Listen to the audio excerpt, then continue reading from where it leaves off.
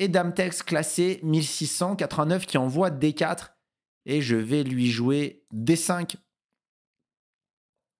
Et il fait le gambit dame. C'est une très bonne ouverture contre D5. On essaie d'échanger un pion de l'aile contre un pion central. Ici, on peut jouer le gambit dame accepté. Moi, je préfère plutôt refuser le gambit dame avec E6, de sorte que s'ils me prennent, je puisse reprendre avec un pion. On peut aussi faire C6. Un coup qui serait pas très bon, c'est cavalier F6. Parce qu'après, pion prend, cavalier prend, et E4. Les blancs ont le centre. Donc je joue E6, et on va jouer le répertoire que j'apprends dans mon club, à savoir le coup ici un peu bizarre. Attention les yeux. Attention les yeux, âme sensible. Fermez les yeux. Âme sensible. Ne regardez pas ce coup. A6. Le Magnus Queen's Gambit. Ce coup est très bizarre. Ne développe pas de pièces. Un coup de pion au centre. Ne bat pas pour le contrôle du centre. Mais pourquoi on fait ça? Eh bien, on fait ça parce qu'on menace, les amis, de prendre ici. Et sur E3, pour récupérer le pion, on va pouvoir jouer B5 grâce à ce pion A6. C'est l'idée. Et Dame Tex qui prend, du coup, c'est le coup principal de la théorie. Et nous, on va reprendre. Et on a obtenu, bien sûr, les blancs, ils ont obtenu un 2 contre 1. Ils ont une majorité centrale. Bravo le gambit dame, c'est pas pour rien que ça a donné le nom à une série Netflix. Mais les amis, on a une structure qu'on adore au club, la structure Carlsbad. Et ici, attention les yeux encore une fois. Fermez les yeux. Tous les joueurs d'échecs mineurs, quittez immédiatement le live avant le prochain coup. C'est important, il me faut une autorisation parentale pour ce genre de coup. Je suis sérieux. C'est le coup H6, les amis. Encore un coup qui a l'air d'être du foutage de gueule, mais pas du tout. En fait, on empêche fou G5 après le coup cavalier F6. Ce qui est embêtant sur cavalier F6, c'est peut-être le clouage de ce cavalier et un développement facile pour les blancs. Et avec H6, un coup provocateur, on empêche ça. Dame Tex joue fou F4 et vous allez me dire, mais Jo, mais t'es vraiment coach d'échecs? Tu oses avoir un club en ligne alors que tu joues 3 coups de pion dans l'ouverture avec les noirs. Il a déjà 3 pièces de développer. Mais rends ton diplôme, rends ta licence. Bon, mais je dois quand même vous expliquer ceci. Les blancs n'ont pas la possibilité d'ouvrir la position, en fait. Et après cavalier F6, le seul coup pour ouvrir les lignes et profiter de l'avance de développement, ça serait E4. Mais E4 ne marche pas bien ici. E4 ne marche pas bien. Et du coup, les blancs ne peuvent pas jouer dynamique. Et donc, ils sont contraints à un développement plus classique. Ça va nous permettre tranquillement de rattraper notre retard de développement. Donc voilà, on va rocker tranquillement et ensuite je vais vous expliquer pourquoi jouer cette structure Carlsbad, ça peut être très intéressant pour les noirs. En tout cas, Dame Tex pour l'instant, il joue parfaitement, c'est très logique. Et fou G3. Le coup le plus joué selon la théorie, si je ne m'abuse, si mon diplôme de coach n'a pas été acheté à la sauvette, c'était fou prendre D6. J'ai envie de jouer rock. Pourquoi fou G3, c'est bizarre? Ça perd un temps. Et en fait, tôt ou tard, les blancs vont vouloir prendre quand même ce fou. Parce que s'il rock, c'est moi qui vais prendre en G3, une fois que la tour est plus là, une fois que la tour est passée en F1. Et après, je prends G3, le roi est un peu affaibli. Bon. Qu'est-ce que vous feriez à ma place dans cette position? Ici, on va jouer C6, qui est un coup qui vient terminer notre structure Carlsbad. Comme ça, le pion est bien protégé et on n'a plus de signaux faibles dans notre position. Dans cette structure Carlsbad, la structure des noirs est orientée vers l'aile roi. Et on a plus d'espace du coup vers l'aile roi, avec cet avant-poste notamment E4. Donc les noirs, ils vont attaquer sur l'aile roi. Les blancs, eux, c'est l'inverse. Ils ont la chaîne de pions qui est dirigée à l'aile dame. Et normalement, le plan assez typique pour eux, c'est l'attaque de minorité. Essayer d'ouvrir un front, de créer des faiblesses à l'aile dame. C'est pour ça que c'est notre répertoire au club. Et vous voyez là, c'était un peu con, carton jaune pour Dame Tex, qui a joué fou G3 pour prendre au coup d'après. Il s'est rendu compte de sa connerie. Bon, c'est toujours bien d'accepter assez vite les erreurs qu'on a pu commettre. Mais là, on est dans une Carlsbad. On a un temps de plus. Qu'est-ce que vous joueriez avec les noirs? Un moment important. Un coup à ne pas rater ici. Dans la Carlsbad, c'est ce fou qui est notre mauvaise pièce et on se fait un plaisir de pouvoir l'échanger même contre un cavalier. Même contre un cavalier, on est très heureux d'échanger ce fou, les amis, parce qu'on a beaucoup de pions qui sont fixés sur blanc. Donc ce fou, c'est pas notre pièce préférée. Donc on est très heureux de pouvoir l'échanger contre ce cavalier qui aurait pu en plus venir nous embêter sur cette case 5. On est ravis.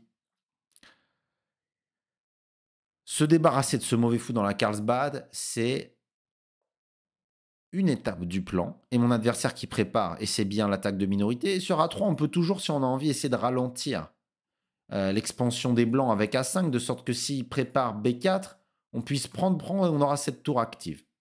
A5, c'est toujours une question, est-ce qu'on veut le faire, est-ce qu'on ne veut pas le faire? Moi, j'aime bien en général ne pas le faire, ne pas trop toucher à l'aile dame, et plutôt continuer sur mon jeu à l'aile roi. Pour ce faire, je vais jouer cavalier D7. Et le plan, là, bon, les membres de mon club, ils le savent parce que je leur rabâche tout le temps, à chaque Carlsbad. Quel est le plan pour les noirs maintenant, les amis? On va voir si vous suivez. Bien sûr, globalement attaquer sur l'aile roi. Mais il y a une chose très intéressante. Essayez de mettre un cavalier, bravo Lord Born, dans le chat sur la case D6. Et pour ce faire, je vais jouer ici Dame 7. Et on va préparer soit cavalier E8, cavalier D6, soit cavalier B6, cavalier C8, cavalier D6. C'est pour ça qu'on vient de jouer un coup de dame. Et on va voir ce que fait notre adversaire. Donc si je pouvais jouer encore 1000 coups sans que mon adversaire joue, je ferais tour E8, cavalier B6, cavalier C8, cavalier D6. Le cavalier viendra en E4. Mon cavalier en D6, il empêche tout contre-jeu. Il n'y a plus d'attaque de minorité. Et ensuite, je commencerai à attaquer sur l'aile roi. On va voir ce qui se passe. En termes de pendule, on est comment? On est correct. 2,47 contre 3 minutes. Et mon adversaire fait des choses très logiques et j'aime beaucoup. Et là, ça va me permettre de vous montrer une idée qui est très importante aussi. Si je fais cavalier B6, cavalier C8, cavalier D6, malheureusement, mon adversaire, il va pouvoir faire A4, B5 assez vite et percer. Peut-être pas la fin du monde, mais pas ce que j'ai envie de laisser. Alors, je pourrais jouer peut-être cavalier E8, il fait A4, je fais cavalier D6, il fait B5, je fais A prend B5, il fait A prend B5. Et si je prends, il a beaucoup de pièces et il réussit à avancer. Et là, bien joué Costa, il y a un coup thématique pour les noirs dans cette position, qui est une autre ressource sur comment réagir à l'attaque à l'aile dame des blancs. C'est le coup B5.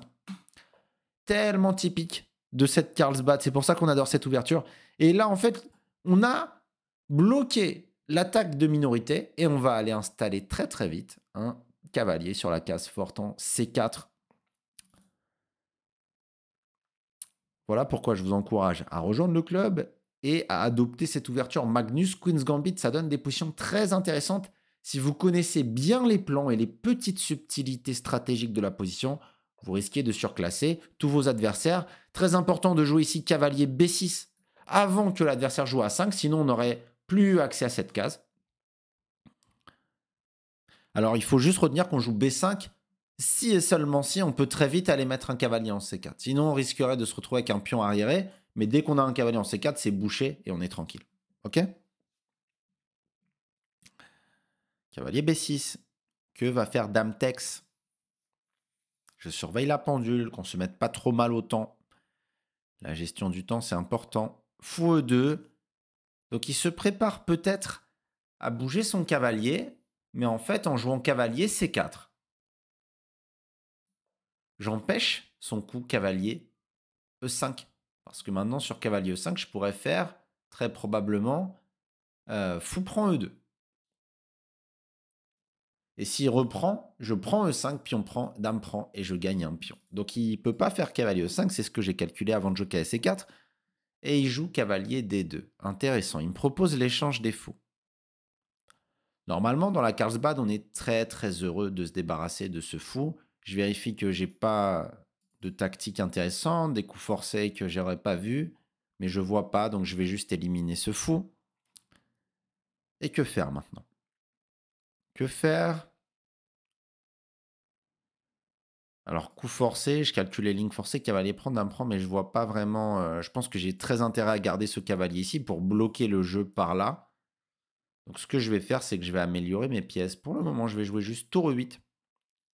Je mets ma tour sur la colonne semi-ouverte. Et voilà, mon adversaire se décide à prendre. Avec quoi on reprend? J'aurais plutôt tendance à dire avec ce pion pour augmenter notre contrôle central.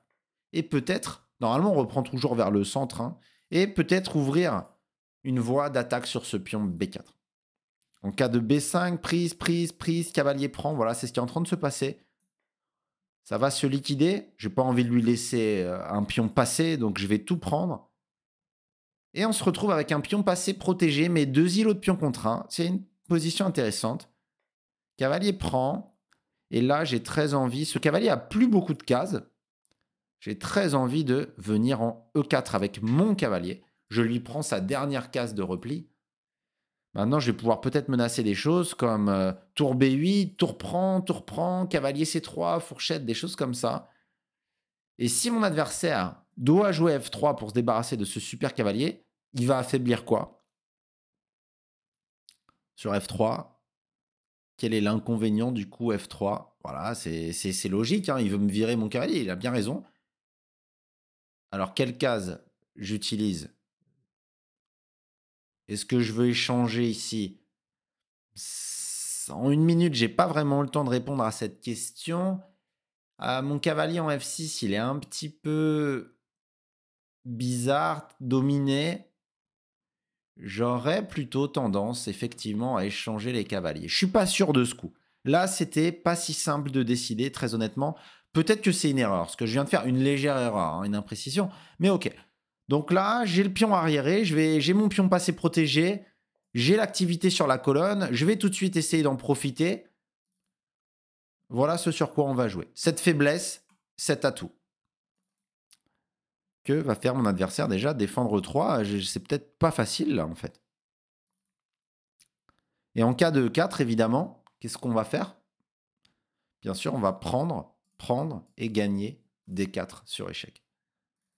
Donc là, je pense que peut-être c'est enfin la consécration d'une bonne stratégie noire. Et on a un adversaire qui a joué très proprement. Je te félicite, Dametex. Ça se voit que tu as bossé pendant tout le mois de janvier. Là, on va évidemment doubler les tours. On a un pion de plus. Là, normalement, c'est plus que de la technique maintenant. Et je vais essayer de vous l'expliquer d'ailleurs, la technique. La seule question qui nous reste à traiter, c'est dans quel timing on veut jouer C3. Parce que quand on joue C3, on pose des problèmes. On avance le pion passé et les blancs sont tenus de le bloquer. Mais on se crée aussi un pion qui est un peu plus vulnérable qu'il n'était en C4. Donc c'est vraiment une question à laquelle il va falloir répondre. Mais je vais commencer par améliorer mes pièces. Avec Dame F4, j'aurais pu aller en F6 aussi. Je vise le pion D4. Mon adversaire, je ne comprends pas, il me laisse le pion D4. Bon, on n'a pas beaucoup de temps tous les deux, donc il y a un peu de panique aussi. Mais là, je prends un deuxième pion et il y a un alignement suspect ici. Il commence à y avoir, si je joue roi H1, quel est le signal faible de sa position? Oui, ce roi H1, il va y avoir des thèmes de mat du couloir. Vous voyez, c'est ce qu'il fait. Et là, il va y avoir des thèmes de mat du couloir. Donc, on ne va pas se faire prier. On va jouer tour E1. Et là, il y a danger pour mon adversaire. Là, il y a danger. Que va-t-il faire? Comment peut-il se sortir là de cette position? Je ne suis pas sûr qu'il y ait de défense. Et mon adversaire abandonne. Peut-être tour revient en B1. C'était la clé pour défendre. Mais effectivement, ça survivait qu'un temps, hein. Peut-être juste tour prend. Je vois pas de gain. Tour prend. Et puis commencer à avancer tranquillement les pions. Voilà. Donc la position est très gagnante ici. Merci à Dametex pour cette super partie. Si on regarde rapidement l'analyse, voyons si on a joué correctement. Et je vous recommande vraiment cette ouverture, hein. Je crois d'ailleurs que dans le club de Julien Song, il travaille aussi ce Magnus Queen's Gambit. Donc voilà, on le travaille dans notre club. J'ai eu un sangle travail dans son club, c'est pas pour rien, c'est parce que c'est une ouverture qui est sympa, justement, pour la plupart des niveaux, ça s'apprend assez facilement. Moi, ça fait 3 ans que je joue en Road to GM, donc j'ai quand même acquis certains automatismes. Donc pour l'instant, tout est bon. Tout est bon. Fou G4, ça c'est un coup important. Fou G4. Cavalier D7. B4. Et là, Dame E7. Là, il y avait B5 tout de suite. B5 tout de suite, c'était encore mieux. J'avais pas besoin de perdre un temps avec Dame E7, puisque le plan le plus propice dans cette position, c'est d'aller mettre le cavalier en C4 plutôt que de le mettre en D6, puisque j'ai pas vraiment le temps de le mettre en D6. Voilà pourquoi Dame E7 est un peu imprécis. Bon, c'est léger, hein, mais ok. B5, ça c'est un bon coup. A4, cavalier B6. Visiblement, cavalier E4 était bien aussi. Cavalier E4. Ok, je passe sur les détails, je fais de la pédagogie générale. On va pas aller voir comment avoir 100% de précision. Tout ça, c'est assez normal. Et là, j'ai raté un gain.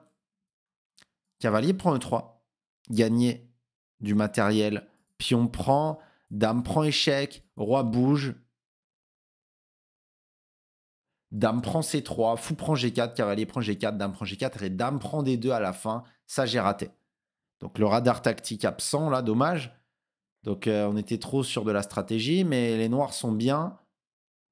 La prise. Ah, le meilleur coup, c'était D prend C4. Intéressant. Intéressant. D prend C4, le meilleur coup. Ok. J'aimais bien B prend C4. Bon, ok. B5, prise, prise. Prise. Cavalier prend. Était une erreur. Dame texte, c'est tour prend qu'il fallait faire pour rester en vie. Cavalier prend. Cavalier E4. F3. Et là, vous voyez, j'ai hésité, mais en fait, on a joué le meilleur coup. Donc, pourquoi j'ai pas joué cavalier F6? Parce qu'en fait, ce cavalier se retrouve dominé. Essayez dans vos parties de ne pas avoir des cavaliers comme ça qui n'ont pas trop d'objectifs. Là, mon cavalier, ouais, j'ai refusé de le mettre là parce que je me suis dit, mais qu'est-ce qu'il fait en fait? Donc, c'était plus pertinent de l'échanger. Vous voyez, l'ordinateur le valide. Prise, prise, tour là et après tour A3. Bon, globalement, c'était terminé ici. Dame F4, c'était bien. Dame prend, c'était bien. Tour 1, c'était bien. Et sur tour B1, comme je vous disais, probablement tour prend et commencer à avancer les pions.